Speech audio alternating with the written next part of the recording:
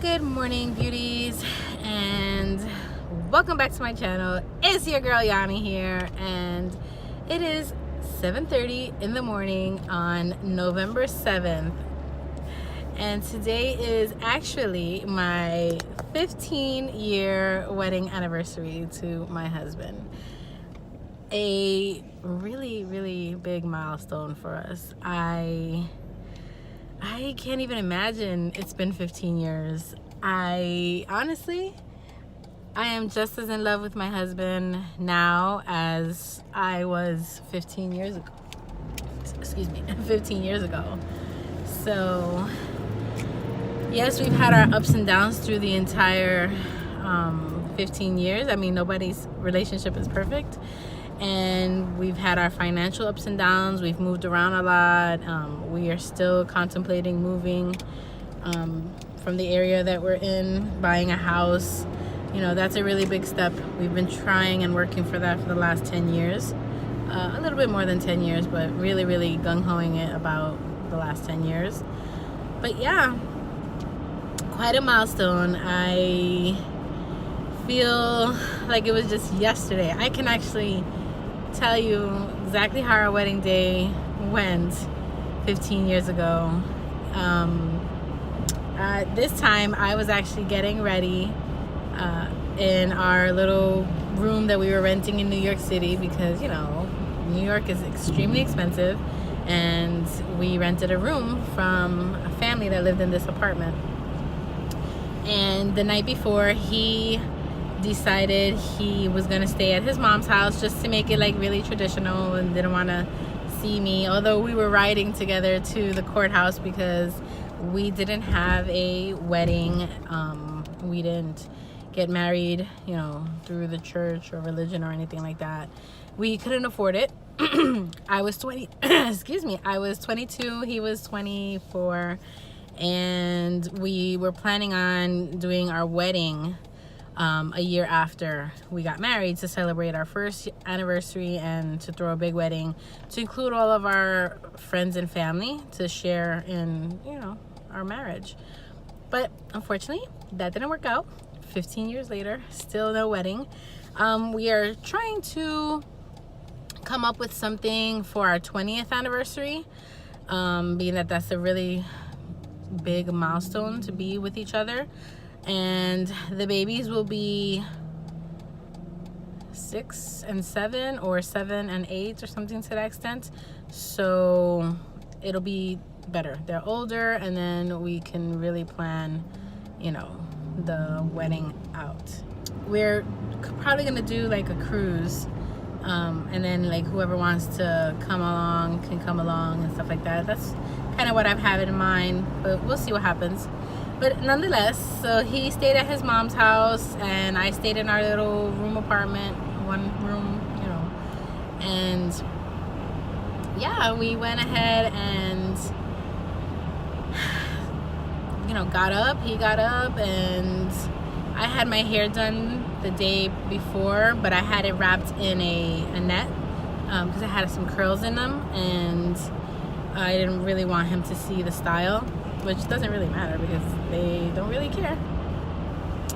And then I had my wedding dress. It was Asian style wedding dress because my husband is into kung fu and martial arts and Asian everything. I said he should have married an Asian woman, but nonetheless, I did it Asian style. He wore just a regular suit because we were trying to find him in I forget what they call them, the Asian style suits for the wedding, but we couldn't. So he just wore a regular suit, but I wore an Asian inspired dress. It was like an off-white with like a yellow trim. So yeah. And then you know, my brother-in-law picked us up, my sister-in-law, and my beautiful niece. She came along. She was 3 years old, sassy little one that she was. We all went to the courthouse and got the paper signed up, and there was a line of people waiting to get married. So I had some time before they called us to go ahead and go upstairs and get dressed, because I didn't get dressed for him to see me. I wanted him to see me at the courthouse, so I brought my dress with me and my shoes, and we did my makeup really quick at the courthouse. So yeah, and then we went ahead, and I heard after the fact, after we got married and everything like that, that my brother-in-law tried to get him to leave me at the altar just as a joke. He was like, just don't worry, she's upstairs getting ready, we can leave. And my husband was just cracking up because he had like the jitters just like I did. You know, this is like a new experience. And before applying my makeup, I do remember crying. Sorry.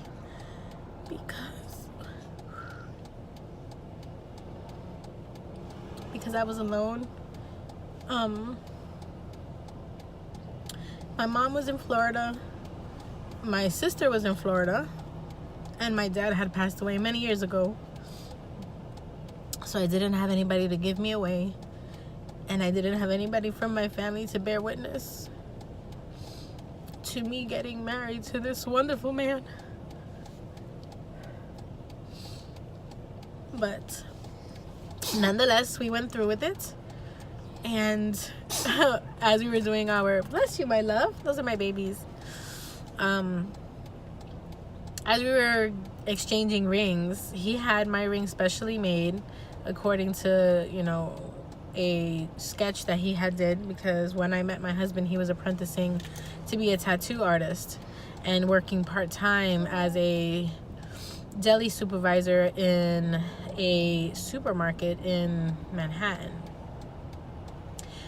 And so he placed a ring on me, and I had told him, I need your size to get your ring done, because I had his ring specially made and engraved in the inside.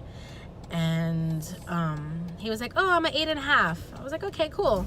So went, got it specially made, 8.5, engraved in the inside, you know, forever, or forever, and no, always yours.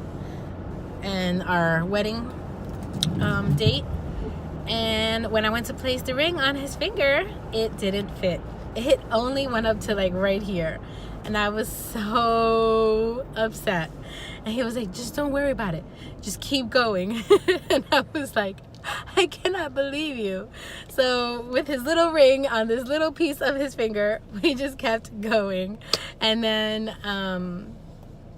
when the judge said, you may now kiss the bride, he gave me the biggest hug and he kissed me, and I just was like, oh my gosh, I really went through with this. I really did like get married to this man, and I just have been in love with him ever since. It was crazy. And then we went right away. The first thing we did after we got married is we went to the jeweler, got his size, which he was 10 3/4. Like, how did you get 8.5 when you were 10 3/4? So he was 10 3/4, and we had his ring resized and re-engraved. And then we went ahead and went to my dad's grave. Like right after dropping the ring, like the first thing we did, we went to visit my dad at the cemetery, and he spoke to him and told my dad that he was going to always love me, protect me, take care of me, and be there for me. And he has been. I mean, it's been rough, but he has been. He is my rock. So yes. And then after that, we went to IHOP. We had our wedding brunch, and then, you know, we surprised everybody because nobody really knew that we had gotten married. Sorry if the sun is just like super duper in my face, but it is 7:50 in the morning. But yeah, I mean, we surprised everybody, and no one really knew that we were getting married aside from my brother-in-law, my sister-in-law. My mother-in-law sort of knew, kind of, but didn't think we were gonna go through with it, I guess. Nobody in my family knew. And then when I did tell everybody, everybody was shocked. Everybody was a little upset. You know, they were wondering why we didn't wait. Why didn't we have a wedding, you know, to include everybody?